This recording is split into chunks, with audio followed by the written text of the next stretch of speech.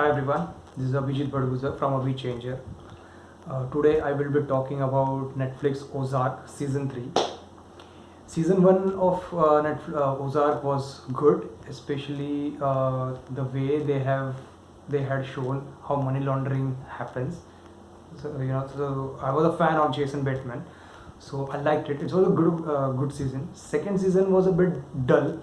Okay, so I wasn't expecting it to be that great, the season 3, but season 3 is really amazing, even better than first one. Okay, there is one major flaw in the series, yet it actually achieves the greatness. It's that great. Season 3, the opening scenes of season 3 of Ozark, of each episode, opening scene of each episode are executed so amazingly. They're unpredictable. There's sheer thrill in that. What are they going to show? These things make the third season very exciting. Okay, now see that this what happens is, see, Marty always has problems. Okay, he's doing money laundering for the drug cartel, so there are always going to be problems. Now the big challenge for him in this season is he has to do the money laundering under the nose of FBI agent.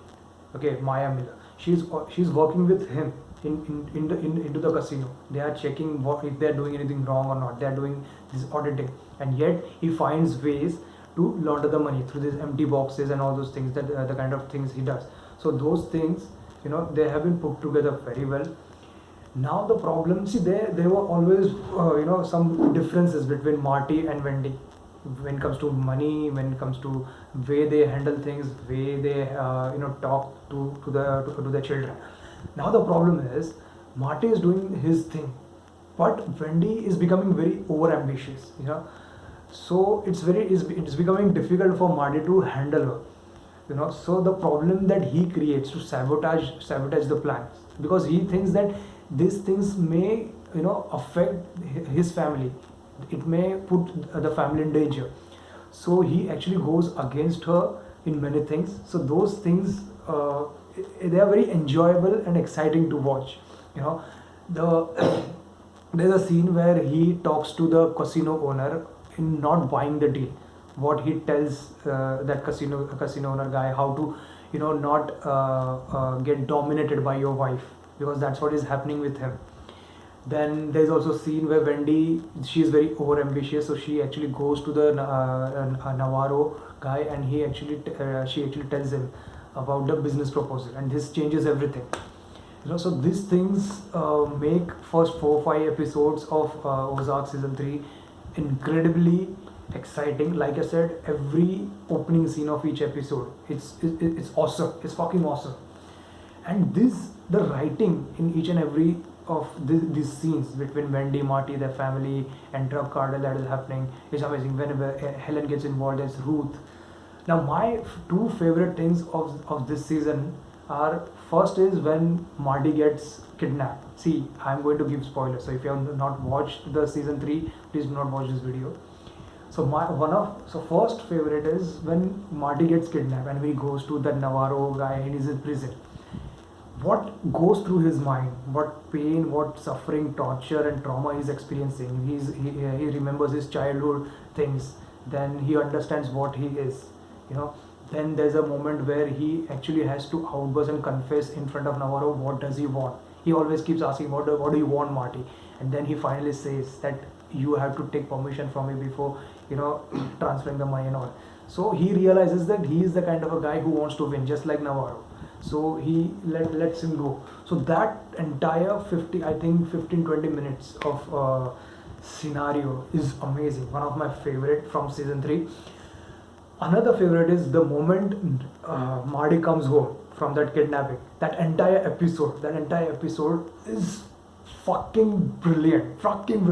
See, Marty is a very calculative guy, because he is very best at what he does, because he never shows what he's thinking. Okay, he never shares. He doesn't share everything. He is very calculating in his mind. Okay, so he is very cold in his heart. Always. That's why if you see his expression, always Jason Bateman's expression throughout the series will be like this.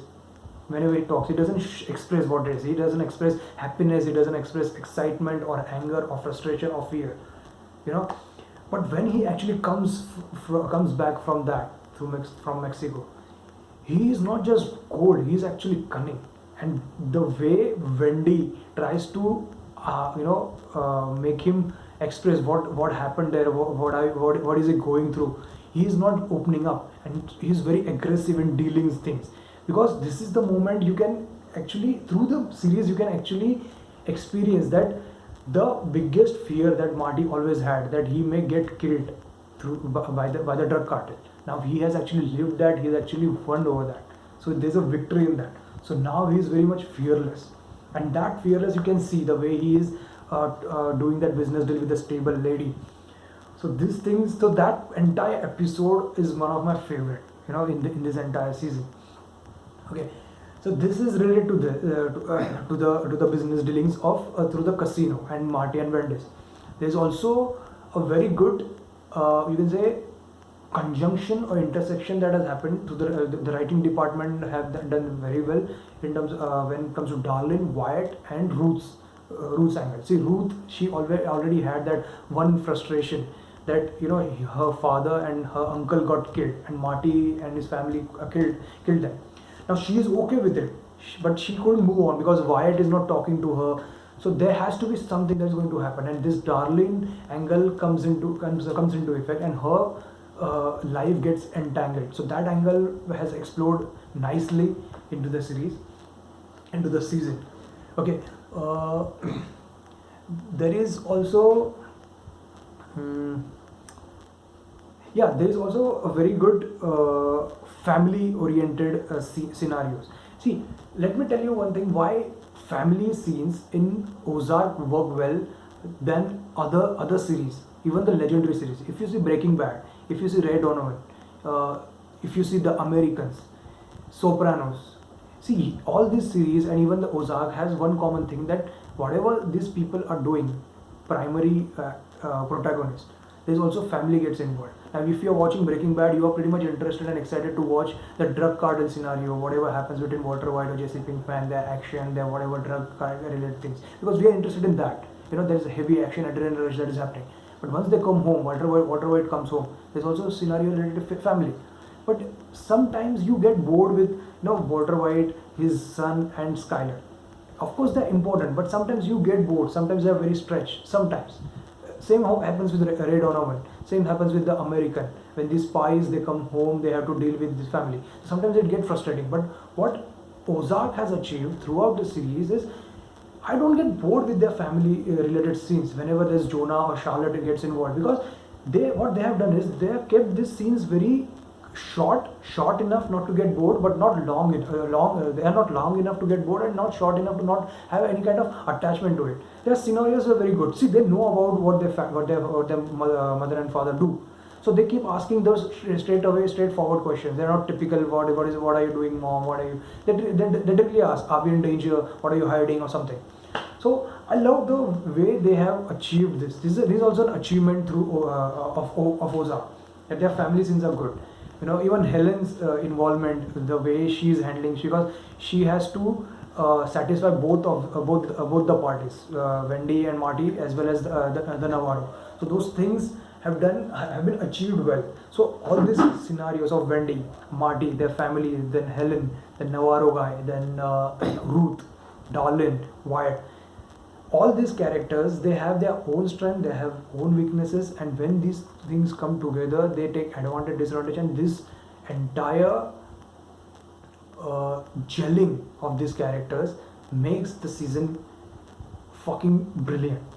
Okay, so I would say it is a great achievement. It could have become legendary. I will just come to it later why it doesn't become legendary, but it is a great season. It's really a great season. I was not expecting this much action, not literally action, but this much amount of substance in Ozark. This is really amazing to watch. Even the ending of Ozark season 3 is amazing. It was predictable to me, but justified, seriously justified.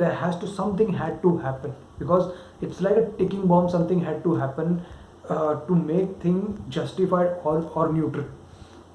Okay, I also like the way they have explored Ruth's character. Ruth was always a very wild one. She always says whatever she wants, and that's what makes her character very exciting to watch.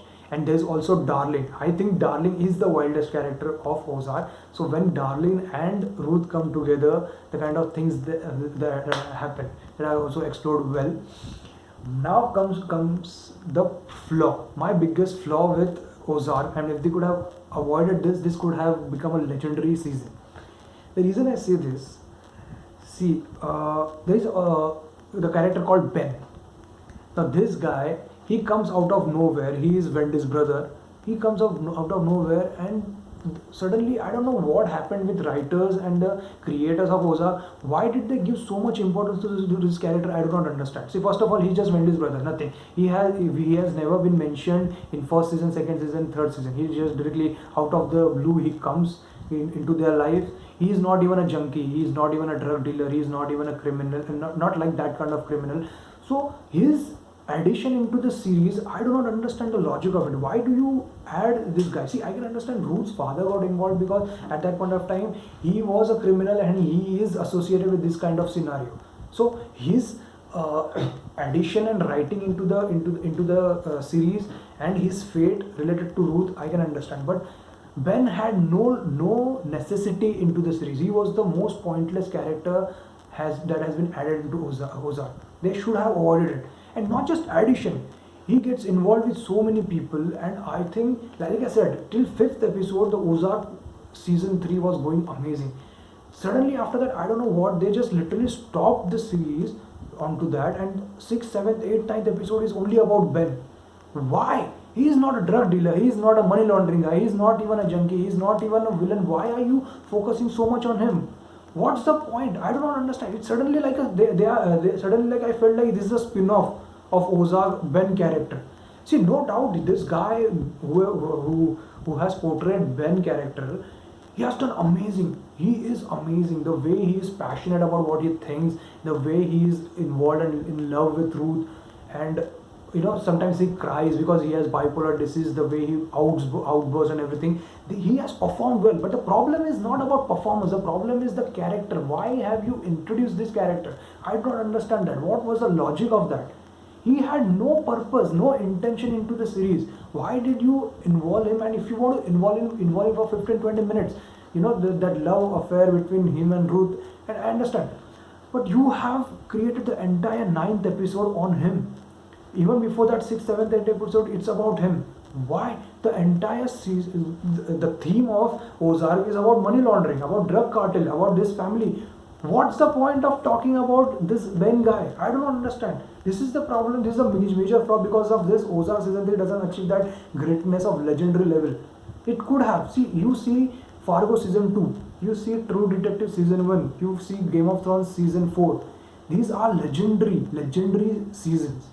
I'm not talking about series, I'm talking about season. The achievement, one season, the entire achievement of one season, it takes series to a different level. And that greatness Ozark season 3 achieved, but it doesn't achieve go to the legendary because of this. This is a major flaw. I cannot understand. I am as disappointed as I was in the Game of Thrones season 8.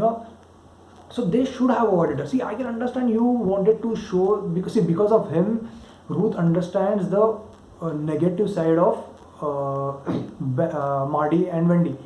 But you tell me, she already knows that they have done a lot of bad things. So I don't think Ben's character was necessary for her to realize that. Wyatt was more than enough to make her realize that. And Darlene was also there to create that kind of drama. So Ben's involvement was not really required.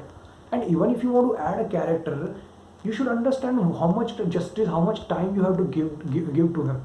Why are you wasting the entire 2-3 episodes on him? The entire 9th episode you have wasted on him. Now you might be thinking that you are giving one episode to an entire one character, but that character has to be important. You understand? You see Westworld 2nd season episode 8, Kiksuya, the Akichita character. Now that character was important, very important to the plot, already there throughout the season, throughout the series. So his involvement, you are showing the entire episode based on him, all the loose ends, all the things he has done, what's his purpose, that serves the purpose into the series. Ben doesn't serve any purpose, doesn't do. You are talking about money laundering. Why are you focusing on his bipolar disease? I don't understand. You wasted the entire 3-4 episode on him. You wasted it. This is not done. This is not acceptable. That is why this season doesn't become legendary. This is my problem. Okay, so yeah, this is overall what I have to say. See, I'm a fan of Jason Bateman. Okay, he's an amazing actor, amazing director, amazing writer. Even in The Outsider, HBO's The Outsider, he has done well. So he has achieved. He has done everything that he can do. The writers, they should have avoided this, like I said, Ben. But rest of the characters and all those things make Ozark season 3 worthwhile. Seriously, do watch this season. It's amazing. I was not expecting honestly it to be this good, because there's so much unpredictability. There's so much thrill and excitement that is going on into this 10 episodes, that it makes it makes you feel what is going to happen, that unpredictability. So please watch it. Thank you very much, guys.